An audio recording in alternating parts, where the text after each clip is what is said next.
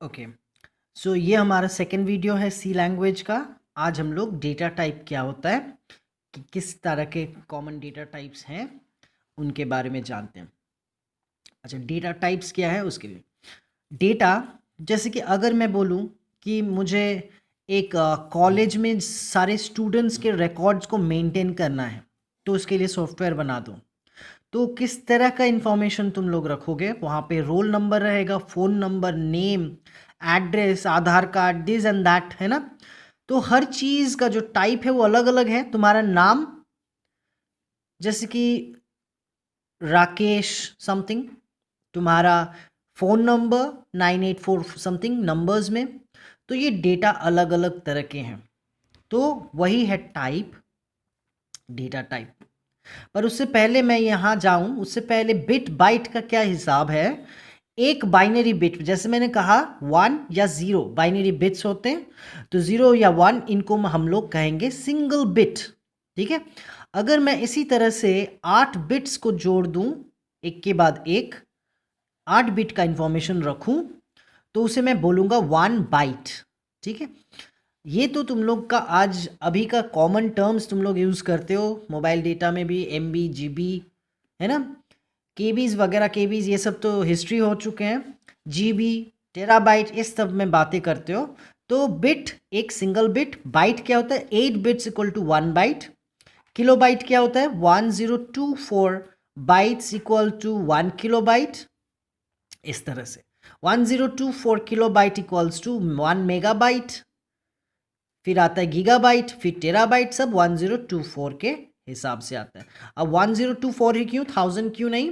Because हर चीज़ को 2 to the power something में, जब तुम्हारे डिजिटल क्लासेस हो रहे हैं, होंगे आगे जाके पूरा डिटेल्स ये समझ में आएगा। ये बाइनरी का स्टोरी क्या है यहाँ पे, फिलहाल तो हमें यहाँ पे कोई फ़र्क पड़ेगा नहीं वैसे ज़्यादा। तो इसीलिए मैं इस बिट बाइट का स्टोरी यहीं पे रख के मैं आगे स्किप करता हूँ। तो कैरेक्टर डेटा टाइप हो सकता है, जैसे कि मेल या फीमेल रखोगे तो सिर्फ एम या एफ एक कैरेक्टर। तो इसका जो डेटा टाइप है, इसके लिए जो स्पेस चाहिए तुम्हें वो 1 बाइट। अच्छा, याद रखना ये जो मैं बोल रहा हूँ 1 बाइट 2 बाइट, ये कंपाइलर टू कंपाइलर वैरी करता है। जैसे कि टर्बो कंपाइलर क्या है, वो सॉफ्टवेयर जिसके ऊपर हमें ये प्रोग्राम लिखना है, और जो हमें रेक्टिफाई भी कर देगा हमारे प्रोग्राम को, और फिर उसे ट्रांसलेट भी करेगा। तो वो जो है वो कंपाइलर, जैसे कि टर्बो में ये 1 बाइट है, ये 2 बाइट्स इस तरह से है। लेकिन डेव सी वगैरह जो है, जो अभी के लेटेस्ट जो कंपाइलर्स है, वहाँ पे ये साइज़ डबल हो चुका है। इंटीजर का साइज़ 4 है, फ्लोट का 8 है, इस तरह से। चलो मैं टर्बो को ध्यान में रख के बोल रहा हूँ। टर्बो सी कैरेक्टर 1 बाइट, जैसे मैंने कहा मेल फीमेल। इंटीजर नंबर रखना है 275 ये नंबर रखना है, या -82 रखना है, ये कुछ ये इंटीजर नंबर्स रखना है। तो उसके लिए तुम्हें इंट और 2 बाइट्स की चाहिए। फ्लोट 4 बाइट फ्लोट, जैसे कि 17.96 इस तरह का डेटा रखना है। तो इंटीजर का जो एक लिमिट होता है, सोच लो लिमिट में ऐसा एग्जैक्टली है नहीं, लेकिन मैं कह रहा हूँ अगर सपोज -1000 से लेके वो +1000 तक डेटा को रख सकता है। इसका साइज, सपोज इसका जो साइज़ है उसके हिसाब से वो -1000 से लेके +1000 तक रख सकता है। लेकिन अगर तुम्हारा आंसर आया है 1200, तो वो रख नहीं पाएगा। ये जो डेटा टाइप का जो वेरिएबल तुम बनाओगे वो ये नहीं रख पाएगा, क्योंकि ये रेंज के बाहर चला गया। तो इंटीजर के लिए लॉन्ग इंटीजर देखो, ये 2 बाइट, तो ये 4 बाइट का, दैट इज इंटीजर नंबर ही रख पाओगे, लेकिन उसका भी साइज जो है बड़ा हो जाएगा।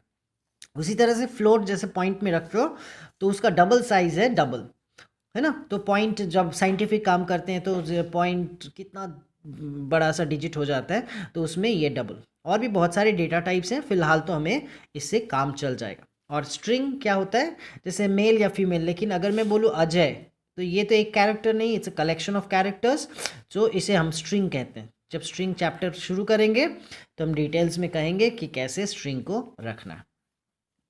अब इन डेटा टाइप्स की ज़रूरत क्यों है? इन डेटा टाइप्स को हमें जान के होगा क्या? देखो, एक ये तो तुम सबको पता है कि सीपीयू होता है। सीपीयू एक क्या चीज़ है? सेंट्रल प्रोसेसिंग यूनिट, कंप्यूटर का जो हम ब्रेन कहते हैं, जहाँ पे अंदर में काम होता है। जिसके अंदर एएलयू होता है, अरिथमेटिक एंड लॉजिकल यूनिट, जहाँ सारे काम होते हैं। लेकिन वहाँ पे जो होता है, एक होता है रैम, रैंडम एक्सेस मेमोरी, और एक होता है हार्ड डिस्क, राइट। सो अगर तुम कोई भी गाना, मूवी वगैरह परमानेंटली सेव करना चाहते हो तो तुम उसे कहाँ पे सेव करोगे? हार्ड डिस्क में। लेकिन याद रखना, सीपीयू के साथ वो जो परमानेंट मेमोरी जो है तुम्हारा, जैसे मेमोरी कार्ड है मोबाइल में, उसके साथ ये डायरेक्टली कनेक्टेड नहीं होता, ये बहुत स्लो होता है। इसीलिए ये जिसके साथ कनेक्टेड है डायरेक्टली वो है रैम। तो अगर तुम्हें कोई भी मूवी कुछ भी चलाना है तो उस हार्ड डिस्क से उठा के तुम्हें रैम में लाना पड़ता है, वहाँ पे जाके काम होता है और फिर कोई भी चीज़ रन करती है। तो जब हम मेमोरी मांगेंगे काम करने के लिए तो हमें जहाँ मेमोरी दिया जाएगा वो रैम में दिया जाएगा, ठीक है। तो सोचो कि तुम मांग रहे हो कि मुझे 2 नंबर्स दो जिनको मैं ऐड करूँगा, तो वो तुम कीबोर्ड से नंबर प्रेस करोगे 10 और फिर सपोज 20, तुमने 2 नंबर्स एंटर किए 10 20, तो कीबोर्ड से वो जाएगा कहाँ? कीबोर्ड से जब तुम 10 प्रेस करोगे तो वो ले जाके वो रखेगा कहाँ? रैम में रखना है, ठीक है ना। और चाहो तो उसे हार्ड डिस्क में बाद में सेव कर ला, लेकिन पहले तो ये डेटा को लोड करना पड़ेगा। कहाँ पे? कौन से मेमोरी में? इसको वर्किंग मेमोरी कहते हैं। रैम में तुम्हें लोड करना पड़ेगा। तो रैम में लोड करने के लिए पहले तुम्हें रिक्वेस्ट करना पड़ेगा कि मुझे एक इंटीजर टाइप के 2 बॉक्सेस चाहिए, मुझे 2 बॉक्सेस दो।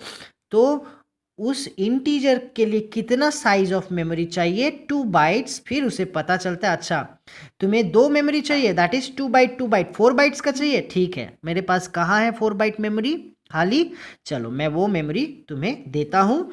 और 2 बाइट करके 2 प्लेसेस तुम्हें दिए गए जहाँ पे तुम इस डेटा को अभी रख सकते हो, फिर उसमें काम करवा सकते हो, ये बात।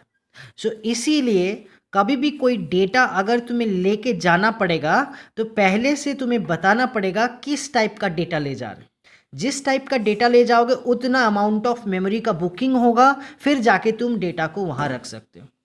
अब समझ में आ रही है कि डेटा टाइप हम क्यों डिस्कस कर रहे थे इतने देर से?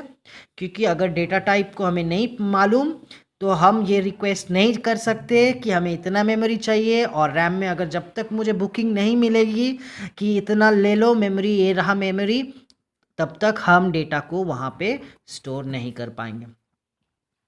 तो ये डेटा टाइप का स्टोरी हो गया। तो अब डेटा टाइप को अगर डिस्क्रिप्शन और भी जानना है तो हम एक प्रोग्राम का सहारा लेते हैं, तो शायद और बेहतर तरीके से हम इसे कर पाएंगे।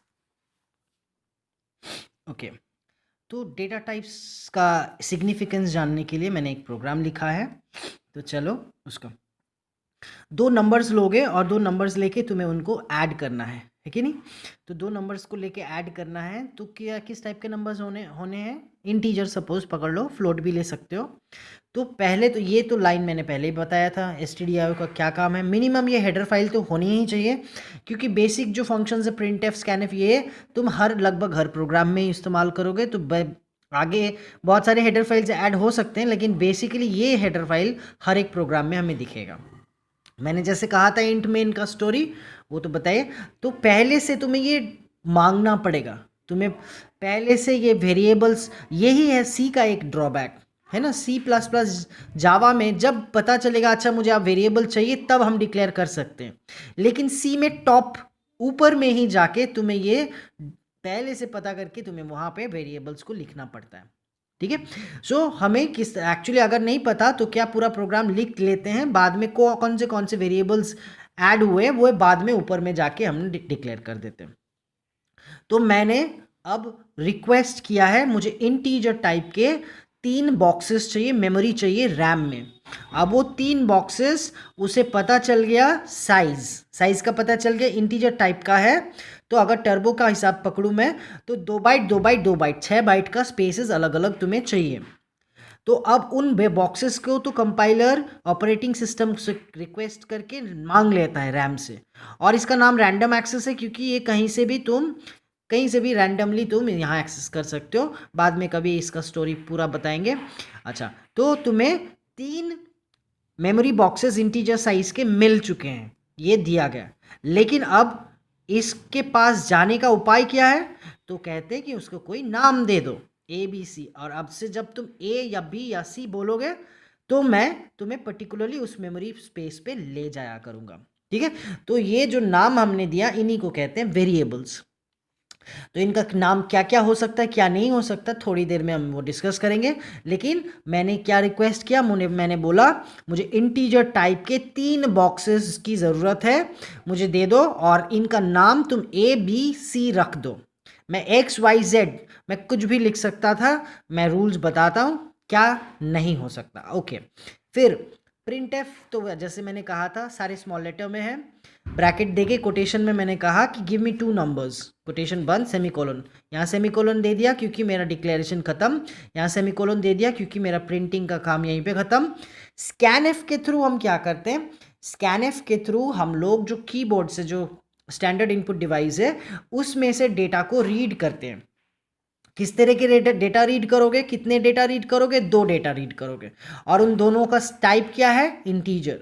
तो इंटीजर का जो ये स्पेसिफायर है, ये इनका ये है %d, इंटीजर के लिए %d। ओके, तो कैरेक्टर के लिए %c, इंटीजर के लिए %d, फ्लोट के लिए %f, डबल के लिए भी %f इस्तेमाल कर सकते हो, लॉन्ग इंटीजर के लिए %ld, इस तरह से। ये हम बाद में जब भी जो प्रोग्राम में जो ज़रूरत होगा ये तुम्हें पता चल जाएगा। सो रीड करते हो तुम किस फंक्शन के थ्रू, स्कैनएफ। ये भी फंक्शन किसके अंदर है, स्टैंडर्ड इनपुट आउटपुट, इनपुट या आउटपुट करने के लिए जितने फंक्शंस हैं वो यहाँ पे है। तो इनपुट करने के लिए है स्कैनएफ, और यहाँ मैं कोटेशन के अंदर ये बता रहा हूँ कि मुझे इंटीजर टाइप के चाहिए, 2 नंबर्स चाहिए, %d। याद रखना यहाँ पे कॉमा कोलोन वगैरह नहीं देना। अगर देते हो, अगर यहाँ कॉमा देते हो, देखो अगर कॉमा नहीं देते हो या कोलोन या कुछ भी नहीं देते हो तो तुम 2 तरह से इनपुट दे सकते हो, 10 स्पेस 20, या फिर तुम दे सकते हो 10 एंटर 20। लेकिन अगर तुमने यहाँ कॉमा डैश कुछ भी दिया, अगर मैंने यहाँ कॉमा लिखा तो हमें इनपुट भी वैसे देना पड़ेगा 10, 20। अगर मैंने यहाँ डैश दिया तो मुझे देना पड़ेगा 10-20, इस तरह से इनपुट हमें करने पड़ेंगे। तो it's better not to give anything out here. तो हमारे पास 2 फैसिलिटी रह जाएंगे, स्पेस देके या एंटर करके। तो पहले तो मैंने 2 नंबर्स दिए 10, 20, और इसका मतलब है एड्रेस ऑफ। तो वो कह रहा है कि ये डेटा को लो, इंटीजर डेटा को लो और उसको एड्रेस ऑफ ए में भेज दो। दैट इज 10 को ए में भेज दिया, 20 को बी में भेज दिया। अब यहाँ पे तो सिंपल बात है, एडिशन किया जा रहा है। लेकिन तुम पूछोगे कि मैथमेटिकल काम है तो math.h क्यों नहीं लिया, तो इन बेसिक कुछ mathematical plus minus into divide, इनके लिए math.h नहीं बना है। ये सिंपल सा ऑपरेशन हो जाता है बिना मैथमेटिकल काम के, math.h इंक्लूड किए हुए। अच्छा, अब हम प्रिंट कर रहे हैं, आंसर प्रिंट करेंगे। कहाँ प्रिंट करेंगे, कहाँ पे है समेशन, कहाँ रखा हुआ है, 10 + 20 = 30। तो अगर मैंने ये ना लिख के मैंने ये लिखा होता printf कोटेशन डाल के कि सम इज इक्वल्स टू सी, अगर मैंने ऐसा लिखा होता तो आउटपुट में क्या आता, सम इज इक्वल्स टू सी, क्योंकि उसे ये पता नहीं कि ये मेमोरी बॉक्स का नाम है या कैरेक्टर सी है, क्योंकि ये तो कोटेशन के अंदर है। तो इसे कैसे फर्क पता चलवाए, उसे कह रहे हैं सम इक्वल टू %d। इसका मतलब है ये यहाँ पे एक इंटीजर प्रिंट होने वाला है, तो उस इंटीजर को प्रिंट करो। और कहाँ से लेना, बाहर से लेना। बाहर में कौन सा है, वो वेरिएबल का नाम दिया हुआ है। अगर मैं तुम्हें कहूँ कि 10 + 20 = 30 प्रिंट करना है तो तुम क्या करोगे, printf %d plus %d equal to %d, ठीक है। और फिर पहला %d कहाँ पे है, डेटा ए में है, दूसरा %d कहाँ पे, बी में है, तीसरा कहाँ है, सी में है, ठीक है। तो वो बता देगा 10 + 20 = 30। एक अजीब बात यह है कि अगर तुमने गलती से यहाँ सी लिखा, यहाँ बी और फिर यहाँ ए लिखा तो कंपाइलेशन में कोई एरर नहीं आएगा, ठीक है। ये तुमने अपना मिस्टेक जो किया है, कोई सिंटैक्स माने तुमने कहीं कॉमा नहीं मिस किया, कहीं कोटेशन नहीं, ये सब वो पकड़ सकता है। अगर इतना भी ब्रिलियंट होता कंपाइलर तो ह्यूमन प्रोग्रामर्स की उतनी खासियत रहती नहीं है ना। So what happens is, now if I write %d plus %d equal to, तो उसने देखा 1 2 3 इंटीजर्स है, बाहर जाके देखा 1 2 3 इंटीजर का नाम है, तो ठीक है मैं प्रिंट करवा देता हूँ। पहला कहाँ से लूँगा, सी से, दैट इज 30, दूसरा कहाँ से लूँगा, बी से, दैट इज 20, फिर = प्रिंट करूँगा, फिर तीसरा जो है ए में वो ये प्रिंट कर देगा, है ना। सो ये तो गलत हुआ, लेकिन सिंस तुमने सिंटैक्स में कुछ गलती नहीं की तो उसने भी ये गलती नहीं पकड़ पाई। अब आ जाते हैं, ये जो वेरिएबल का नाम मैंने ए बी सी दिया है, यहाँ मैं क्या नहीं दे सकता, याद रखना है किसी नंबर से शुरू नहीं हो सकता। जैसे 1A नहीं हो सकता, A1 दे दो कोई बात नहीं, कोई भी स्पेशल कैरेक्टर अंडरस्कोर को छोड़ के, जैसे A डॉट, जैसे सिंपल इंटरेस्ट के लिए तुम ऐसे लिख रहे हो, नहीं चलेगा, S_I चलेगा। अंडरस्कोर से बिगिन कर सकता है, जैसे _A। फिर गैप नहीं हो सकता, गैप नहीं हो सकता मतलब कि जैसे कि सिंपल स्पेस इंटरेस्ट ऐसे नहीं हो सकता, ठीक है। सिंपल अंडरस्कोर इंटरेस्ट कोई गैप नहीं तो चलेगा। तो ये कुछ रूल्स हैं, वेरिएबल्स का नाम जो चाहे दे सकते हो, तुम्हारा मर्जी। लेकिन अगर मैंने वेरिएबल का नाम WXY ऐसे रखा और मैंने नंबर वेरिएबल का नाम ऐसे रखा N1 N2 S, कौन सा बेहतर है? N1 stands for number 1, N2 stands for number 2, S stands for sum. तो close to real life application जो काम कर रहे हैं, स्टूडेंट का रोल नंबर तो रोल रखेंगे इंस्टेड ऑफ WX, ये सब। वैसे कोई तुम्हें रोक तो नहीं रहा है, लेकिन हम लोग चाहते हैं कि प्रोग्राम का रीडेबिलिटी बढ़ाने के लिए वेरिएबल्स का नाम कुछ ऐसे रखते हैं ताकि बाद में भी मैं प्रोग्राम खोलूँ उसको ठीक करने के लिए तो मुझे पता चलिए वेरिएबल क्या कर रहा है। ओके, सो ये हमारा सेकंड वीडियो था सी लैंग्वेज के ऊपर। आगे जाके हम लोग ऑपरेटर्स क्या क्या होते हैं, क्या क्या काम हो सकता है, इन पे बात करेंगे। Thank you.